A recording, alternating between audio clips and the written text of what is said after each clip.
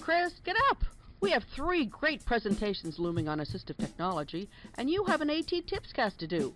Oh, sorry, this is Sally Norton-Dar, and our presentations are listed on the WordPress blog. I have some packing to do. Meanwhile, you're listening to A.T.TIPSCAST. Happy New Year! Welcome to the A.T.TIPSCAST, exploring and investigating different implementation of assistive technology in public schools. I'm your host, Chris Bouguet. This is episode number 26, recorded on January 3rd, 2009. This episode features the first of 2 parts of a special interview with Tim Calabrese, who is currently the manager of Operation Analysis for the Office of Pupil Transportation for the New York City Department of Education. The interview was so jam-packed with goodness that I decided to split it up into 2 episodes. During this first part of the interview, Tim and I talk a little bit about how the transportation needs of students in special education are met in a city as large as New York City. The idea of organizing the transportation needs for the school system of one of the largest cities in the world is a bit mind-boggling to me. Tim explains how it's all done and provides some insights on how this relates to special education. The second part of the interview turns into more of a brainstorming session about ideas on how to implement technology to make the journey to and from school an educational experience. The interview doesn't necessarily feature a concrete tip per se, but it does raise some interesting ideas about transportation. So, for the sake of consistency, I'm going to call the ideas embedded in this 2-part interview as A.T.TIP number 38, Technology During Transport. I am here today doing this interview with Tim Calabrese, who's in New York City. Is that right, Tim? That's right. Speaking from Brooklyn. We are here to talk about transportation today. So before we get started in talking about transportation, can you just kind of give everybody the little background on what you do and who you are? My name is Tim Calabrese. I work for the New York City Department of Education. I'm in the Office of Pupil Transportation, and I am a manager of Operations Analysis. What that means is that I look for new and better ways to manage the pupil transportation operation, and my specific target is using better mapping technology. Huh. So how long have you been doing this job? Not for very long, about 6 months. There's a lot to learn. In New York City is an incredibly complicated machine, so there's been a great learning curve, and I'm really enjoying the pants off of it. It's fantastic. I imagine New York City to me is just so enormous, and to think that there's like public schools that have school buses and that you have to pick up every single student and drop off every single student as well. It's kind of mind-boggling how you do that. I mean, can you kind of summarize it up for how it works for us? Well, we don't pick up and drop off every student. We actually only pick up and drop off a small percentage of students. There's over 1 million students in the New York City public school system, or school system, I should say. Wow. We have lots of public schools, thousands of public schools. We also have thousands of non-public schools that range from all sorts of charter schools and non-religious schools to all kinds of Catholic schools. You have Jewish yeshivas, Islamic schools, and other Christian schools of all sorts. And we also provide a lot of the busing to those non-public schools as well. But in New York City, most students walk to school. Schools are in their neighborhood, and many of them walk to school every day. Also in New York City, many students that are over 7th grade also, instead of walking, may take public transportation to school. So they may hop the subway, or they may take a city bus. And, when I go to work in the morning, it's very common for me to be riding on the subway with, a bunch of 8th graders going to school. That totally makes sense, right? I mean, I guess I'd never really thought of it before. You just kind of picture the big yellow school bus and students getting on it, but obviously would it be walkers as well? But I guess a large percent would take public transportation and walking in New York We City. have great public transportation in New York City. There's no way that we can duplicate everything that the public transportation system already does.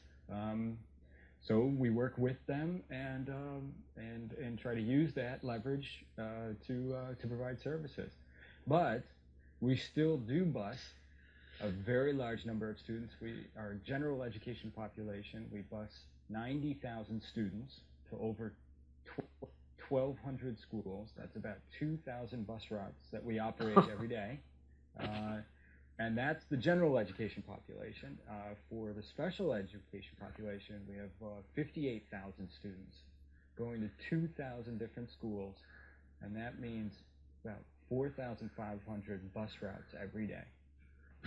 So it sounds like you actually have a larger special ed population, I mean, more bus routes. It's almost like more work to do special education busing than general education. Absolutely. Special education, the transportation needs of the special education population are far more challenging than the general education population. For general ed, you can... Like what? Well, the needs of special ed students are far more varied than a general education. In general education, in a nutshell, you can place a bus stop in a central location, and a lot of children can walk to that bus stop, and you pick them all up at the same time and transport them to where they need to go. But for the special needs of special ed students, we pick up from the home and drop the child off at the school, or we pick up at the school and drop the child off at their home. Although in the afternoon, oftentimes there is a different drop-off location in the afternoon. So for example, many special ed students go from school to some other kind of after-school program to administer for their needs. And so that would be a different location than home that they would have to go to. So we're actually managing not just one pickup and drop-off location per student, but 2 pickup and drop-off locations for students in the special ed. Also, there's all kinds of special needs that are required. Some special ed students require escorts, so we're actually transporting not just the student, but also the escort, which means you have to make sure that you have enough room on the bus, enough seats on the bus for that escort. Some students can only, their IEP states that they should only be on the bus for a limited amount of time. So you have to make very sure when you're creating a route that student is on for a limited time, which may lengthen the time that other students have to be on that bus. There's all kinds of different equipment needs. Right. There's all kinds of different wheelchairs, oxygen tanks, so on and so forth that need to be fit on the bus. And what the equipment needs equate to is the variety of different kinds of buses that you have in your fleet. There's all kinds of different buses that have a ramp for certain types of wheelchairs, and then maybe a lift for different kinds of wheelchairs. And the arrangement of seats within the bus to allow for certain types of equipment to fit in there are all going to be different. So routing the specific type of bus to the specific type of need is really the challenge. And just to continue on with some of the incredible diversity of special needs is you have all kinds of physical disabilities, cognitive disabilities, and social and emotional disabilities that all come under this umbrella of special education. And not only that, but you have some disabilities that are permanent and then others that are temporary. You may have a child that needs busing from their whole school life, from kindergarten to 12th grade, and other students who need special ed busing because they broke their leg and it's a temporary condition, and then when it heals, they'll be back to walking or taking the subway. So how do you manage all of that? I mean, that just sounds completely complex. I mean, do you have some sort of, little hamster in a wheel that runs some sort of machine that kind of figures it out for you, or I don't know what? How does it work? Well, we have a great team of very experienced routers. These are people that, number one, know the geography of the city like the back of their hand, because they really need to be able to look at the the distribution of the locations of students, group them based on their needs, and then also group them on their destinations as well. So it's not only the location where they live, but also routing them properly so that they all get to their destinations as well. They really, in the morning you only have a maximum of 2 hours or an hour and a half to be able to get all these kids to school, and you only have so many buses to be able to do it with. So these guys work incredibly hard to make sure that that everybody gets on the right bus route, and they also use some mapping technology to help group things together and sequence the pickup locations in a proper way that will facilitate the bus route to get to school on time. Tim, what kind of challenges that you face there in New York City do you think are, would you say global or universal around the country, and what would be more particular challenges just because you happen to be living or because you're working in New York City? Well, I would imagine that every transportation unit, every pupil transportation unit, their main difficulty is pairing their resources with the needs of the students. And everybody is going to have to deal with the fact that there's a finite number of buses with a finite amount of service and equipment service, and a finite amount of time to actually transport the students. But there can be a great variety of specific needs that change from year to year because the student population is changing from year to year.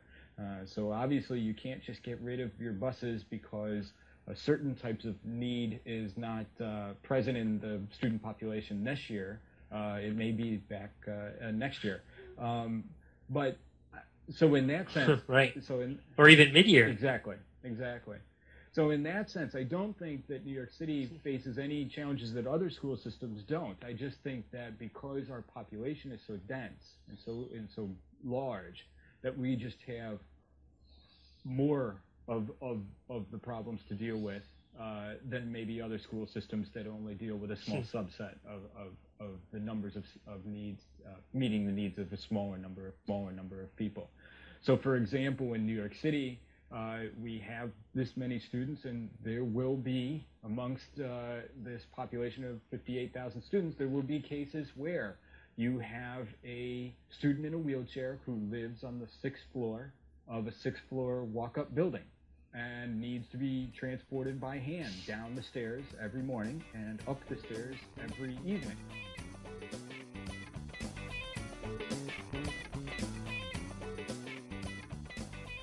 And that is the first part of the interview. The next episode of the A.T.TIPSCAST will feature the second and final part of the interview. Tim and I get into a discussion about using the time during transport for educational purposes. Drop me a line and let me know what you thought of the interview. I'll pass the feedback on to Tim as well. You can contact me via email at attipscast@gmail.com. Also, you can look up the A.T.TIPers group on Facebook and Classroom 2.0 and leave me a message there.